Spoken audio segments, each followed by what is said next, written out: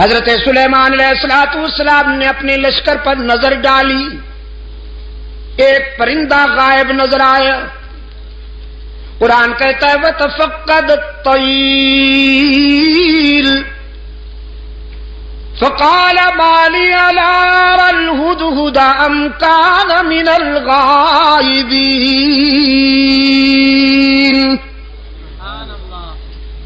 حضرت سلیمان علیہ السلام نے ایک پرندے کو غائب پایا، فرمانے لگے کیا بات ہے، مجھے ہدہد نظر نہیں آ رہا، ذرا دیکھو لشکر کے کسی کونے میں چھپا بیٹھا ہے یا پھر میری اجازت کے بغیر کہیں چلا گیا ہے، تلاش کرو۔ یہ ہدہد جانتے ہیں آپ؟ جی کیا فرمایا؟ اچھا ملا چرگت، تمہارے صدقے جاؤں، یہ کب سے ملا بن گیا بھائی؟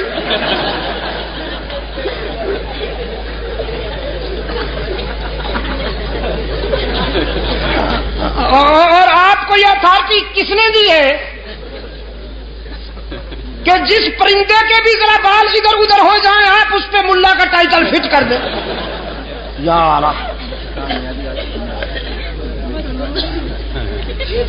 چلو پھر بھی گوارا ہے، اچھا پرندہ ہے، بڑا خوش نصیب پرندہ ہے، قرآن میں جس کا تذکرہ فخریہ انداز میں آیا ہے۔ ہاں اس پر حسد کیا تھا کوے نے۔ حضرت سلیمان علیہ السلام نے جب اس ہدہد سے پوچھا کہ تمہارے اندر کون سی خوبی ہے، اللہ نے تمہیں کون سی خوبی عطا کی ہے، تو یہ کہنے لگا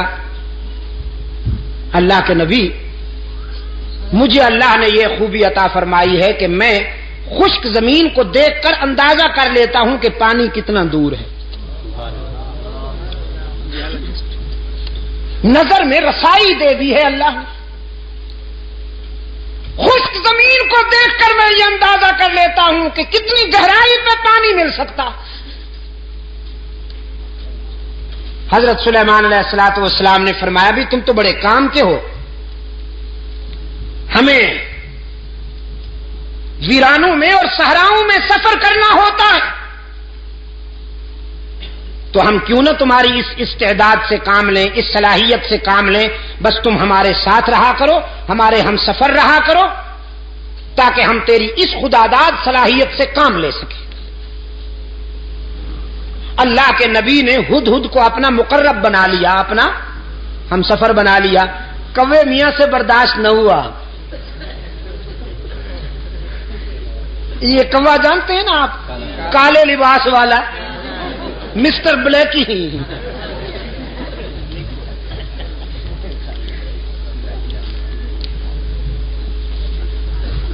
اس جنس سے ایسے فیصلے برداشت نہیں ہوا کرتے۔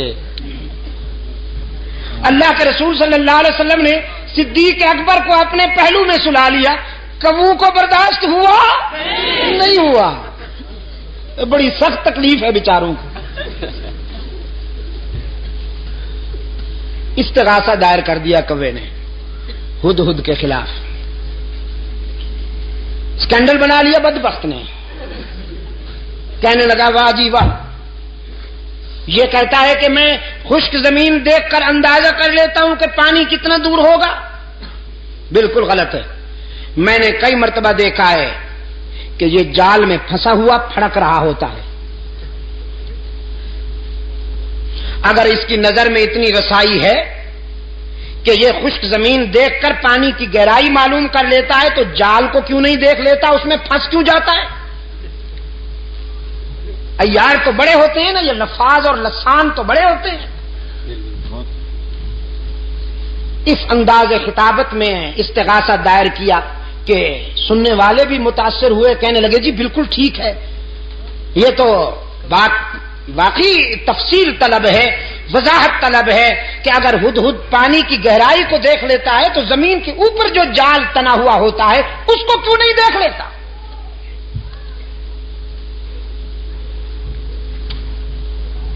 حضرت سلیمان علیہ السلام کی عدالت میں طلبی ہو گئی ہدہد کی.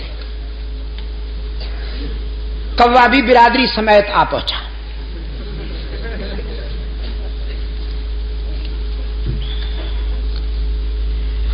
حضرت سلیمان علیہ السلام نے کوے سے کہا اپنا استغاثہ بیان کرو.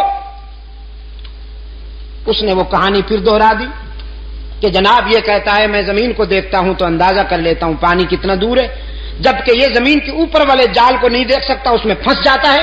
تو اس کا یہ دعویٰ غلط ہے، خلافت اس کو نہیں ہمیں ملنی چاہیے.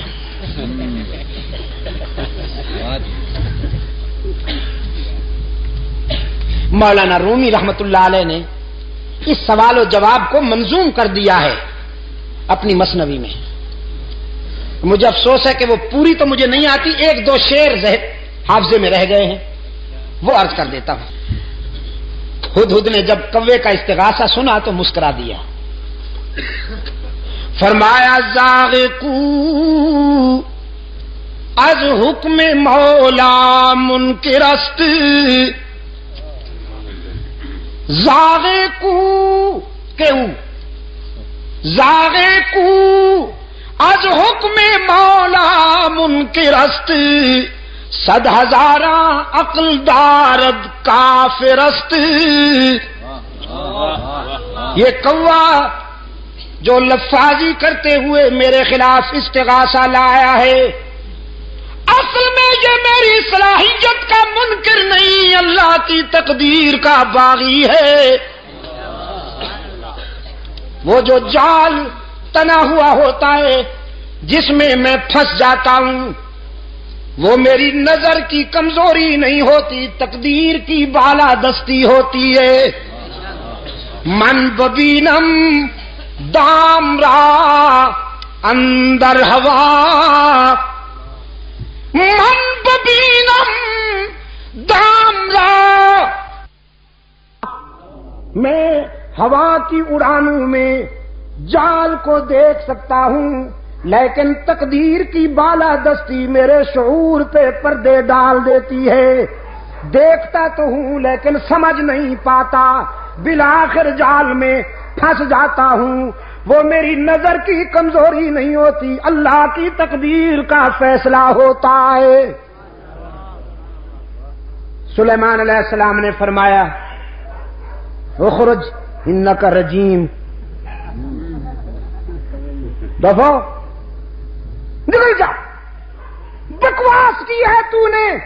اللہ نے جب یہ استعداد عطا کی ہے تو تجھ سے برداشت کیوں نہیں ہوتی؟ کوے نے کہا جی جاتے ہیں، ناراض کیوں ہوتے ہیں؟ جاتے ہیں ناراض کیوں ہوتے ہیں؟ نکل جاؤ نا. جاتے ہیں جی. احتجاج کرنے کی تو اجازت ہے، پروٹیسٹ تو کریں ہم ذرا، تحریک تو چلائیں آپ کے اس فیصلے کے خلاف. سلیمان علیہ السلام نے فرمایا قیامت تک چیختے اور چلاتے رہو گے، تمہارا منہ بھی کالا رہے گا، تمہارا جسم بھی کالا رہے گا. حسد کے مارے ہمیشہ حسد کے اندھیروں میں ڈوبے رہتے ہیں. اللہ جنہیں اپنے فضل و کرم سے نوازے وہ پیغمبر کے پہلو میں سوتے رہتے ہیں.